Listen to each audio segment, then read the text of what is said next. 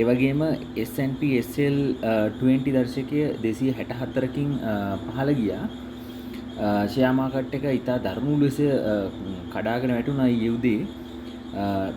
ඒ විතරක් නෙමෙයි අද ඊයේ බලන්න ලෝකයේම තියෙන ෂෙයා මාකට්ස් වල මේ නෙගටිව් පර්ෆෝමන්ස් එකක් තමයි තියෙන්නේ.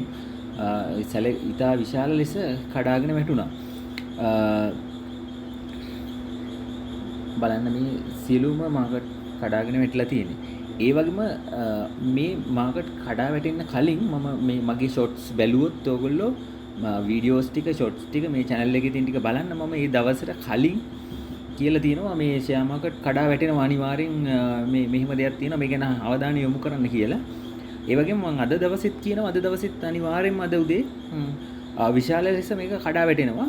හැබැයි බය වෙන්න දෙයක් නැහැ. මොකද අනිවාර්යෙන් අද හවස් වෙනකොට මේක නැවතත් ඉහළ යනවා. මොකද ශ්‍රී ලංකා රජය සහ ඇමරිකානු රජය අතර මේ පැවැත්වෙන රීමේ සාකච්ඡාවල යම් ප්‍රතිඵලයක් අනිවාර්යෙන් 50%ක ලැබෙනවා. එම නිසා නැවත මේ පටන් ගන්නවා ෂෙයා මාකට් එක ගිහලා යන බොහෝ විට හෙට හවස් හෙට දවල් වගේ වෙනකොට සැලකුතු මට්ටමකින් ෂෙයා මාකට් එක ඉහළ යනවා. මේ දැනට තියෙන තොරතුරුත් එක්ක මම ඔබලාට කියන්න කැමති සමහර වෙලාවට මට මේ පොදුවේ දැනුම් දෙන්න බෑ මේ වගේ දේවල්. මගේ channel එක subscribe කරගෙන හිටියොත් විතරයි පුළුවන්. මොකද සමහරු කැමති නැහැ මාකට් එක වැටෙනවා කියද්දි. නමුත් ඉතින් අපි කිව්වත් නැතත් වැටෙනවා නම් වැටෙනවා. හැබැයි ඒක අපි කලින් දැනගත්තොත් ඒක ගෙස් කරපොත් ඒ කට්ටිය ඒකෙන් කලින් අයින් වෙන්න පුළුවන්. ඒ වගේම ඊටාම අවධානයෙන් සිටින්න ඕනේ කාලයක්. නමුත් ශ්‍රී ලංකාව ගැන සලකලා බැලුවොත් එහෙම ශ්‍රී ලංකාවේ ආර්ථික තත්ත්වය ඊටාම හොඳින් දියුණු වෙමින් පවතින හරිනම් මේ වෙනකොට ෂෙයා මාකට් එක ඉහළ ගිහින් තියෙන්න ඕනේ කාලයක්. මේ තියෙන තත්ත්වත් එක්ක මේ ට්‍රම්ප්ගේ මේ පිස්සු වැඩේ හින්දා තමයි මෙහෙම කඩාවැටීමකට ලක් වුනේ.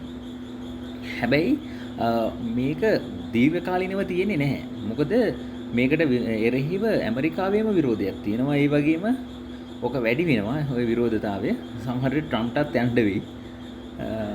කෙසේ වෙතත් මේ බොහෝ මේ ඇමරිකාවේ ජනාධිපති වුණත් මේ වෙලාවේ ලංකාවේ සාකච්ඡාවලට පොසිටිව් ඉඳි. මොකද ඔහුටත් දැන් කරන්න දෙයක් නැති වෙන්න පුළුවන්. ඔහු ගත්ත තීරණ වැරදි කොච්චර වැරදිද කොච්චර හරිද කියන එක ගැන යම් අවබෝධයක් ඔහුටත් මේ වෙලාවේ තියෙන්න පුළුවන්. ඒක නිසා අනිවාර්යෙන්ම ෂෙයා මාකට්ස් ඉදිරියේ ඉහළට යනවා. අද උදෑසන නම් අනිවාර්යෙන්ම මේක කඩා වැටෙනවා. බලන්න මේ මං කියන දේ ඇත්තද නැත්තද කියලා. ඔයගොල්ලෝ මේ අනුව තීරණ ගන්න යන්න එපා. මේ මගේ අදහස විතරයි. buy and sell recommendation එකක් දෙන්න license එකක් තියෙන advisor කෙනෙක් නෙවෙයි මම. හැබැයි මම කියපු දේවල් නම් මේ වෙනකන් හරි ගිහින් තියෙනවා. බොහොම ස්තුතියි.